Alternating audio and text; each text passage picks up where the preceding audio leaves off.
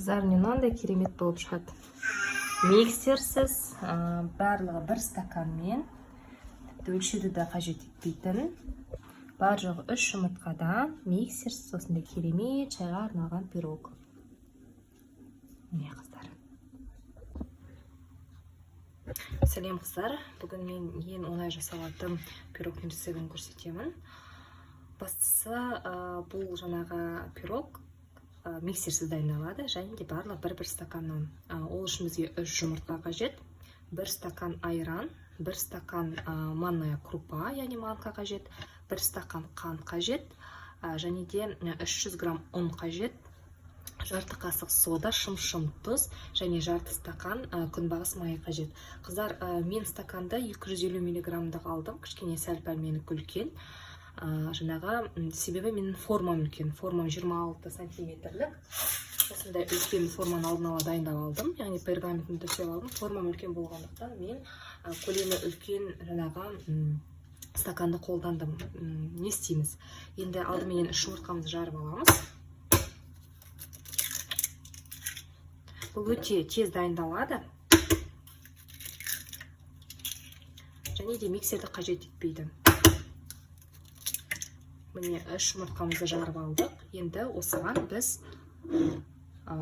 250 грамм қантымызды қосамыз.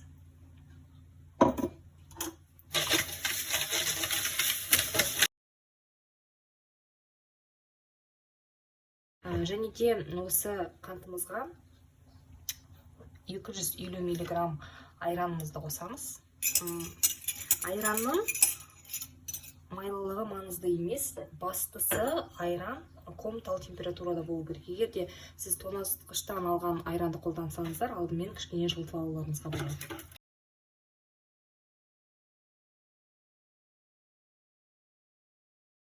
Енді осыған жаңағы біз манная крупамызды қосамыз.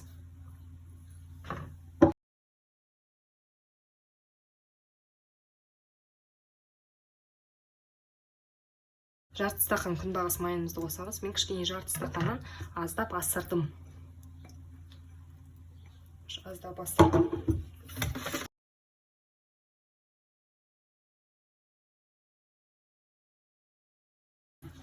Енді жаңағы 300 грамм ұнымызды ситадан өткізіп қосамыз. Мен әрқашан ұнды қосқан кезде жалпы 2-3 бөлікке бөліп қосамын. Сонда массамыз, ұнымыз кішкене ауаға толы болады да, ол біздің жасап жатқан пирогымыздың үлпілдек болып пісуіне өзінің сондай септігін тигізеді.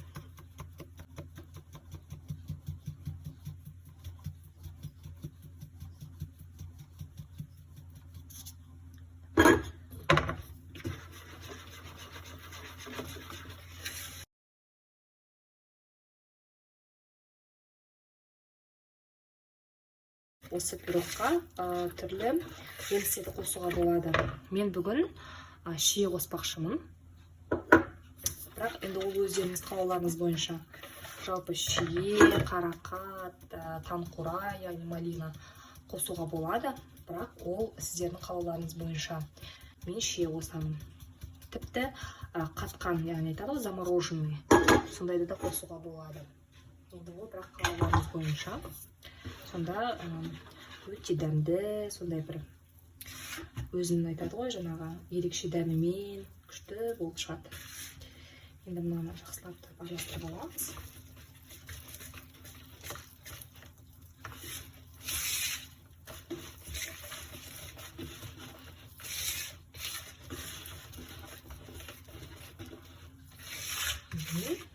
Қыздар, енді осыған біз жаңағы жарты қасық содамызды қосамыз.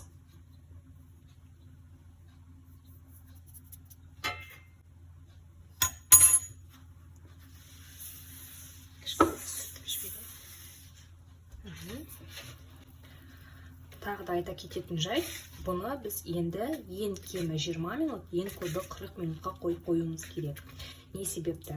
Біз жаңа сода қостық. Ол сода реакцияға түсуі тиіс.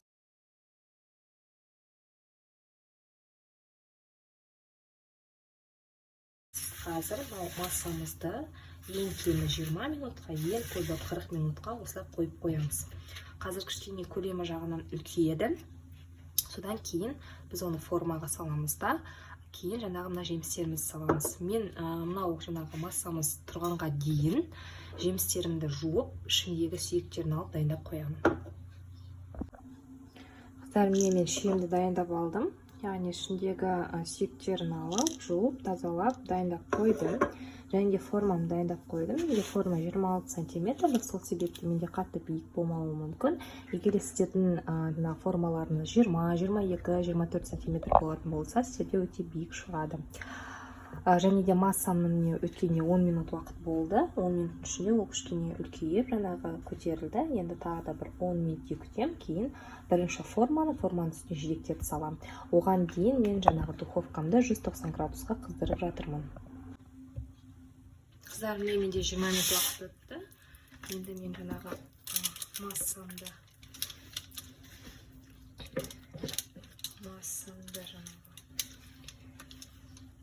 қыздар, тағы айта кететін жағдай, мен жаңа видео түсірген сәтте тұз қосуға ұмытып кеттім, шым тұзды. Жаңағы видео түсіріп болғаннан кейін мен шым тұз қостым. Ол жаңағы алдыңғы видеоға түспей қалыпты, сол себепті шым тұз қосуға ұмытып кетпеңіздер. Осылайынан жайлап аламыз.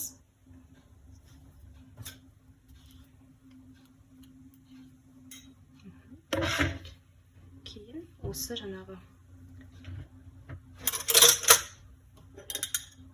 жидектерімізді қойып шығамыз.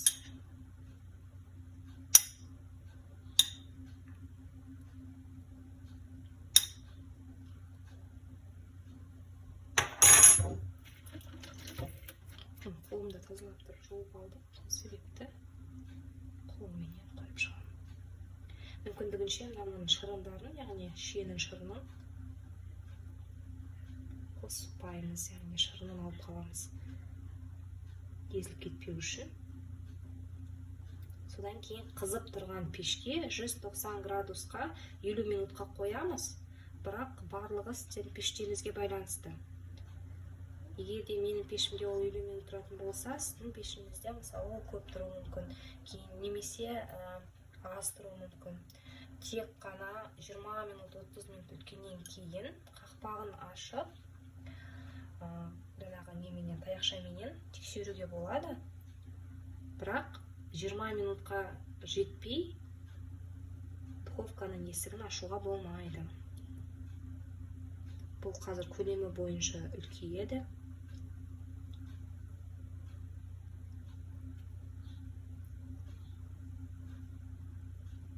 Осылайынан батырып та қоюға болады негізі. Тағы да айта кетейін, жалпы жемістерді, жидектерді өздеріңіздің қалауларыңыз бойынша, бірақ бұл міндетті емес. Бұны қоспай-ақ қойсаңыздар да өте дәмді болып шығады. Осы қоспа сіздердің өздеріңіздің жаңағы қалауларыңыз бойынша. Міне дайын болды. Енді осыны біз 190 градусқа 50 минутке қоямыз. Мен духовкаға қояйын деп жатырмын. 50 минут дегенді таңдадым және жібердім. Енді мен жарты сағаттай 40 минуттай қақпағын мүлдем ашпаймын. Міне қыздар, менде 50 минут өтті. Пирогым пісті. Қандай керемет болып шықты. Осында керемет болып шығады. Қазір сендерге разрезде көрсетемін. Қыздар, мынандай керемет болып шығады. Миксерсіз, барлығы бір стаканмен, өлшеуді де қажет етпейтін. Барлығы 3 жұмыртқадан миксерсіз осындай керемет шайға арналған пирог. Міне қыздар. Міне қыздар, осындай болып шықты. Қазір мен разрезде көрсетем. Қалай екенін. Мен шыны керек әлі толықтай суып үлгермеді. Толықтай суытсаңыздар күшті болады. Міне қыздар. Тәтті болып шықты. Шайға нағыз дәмді пирог.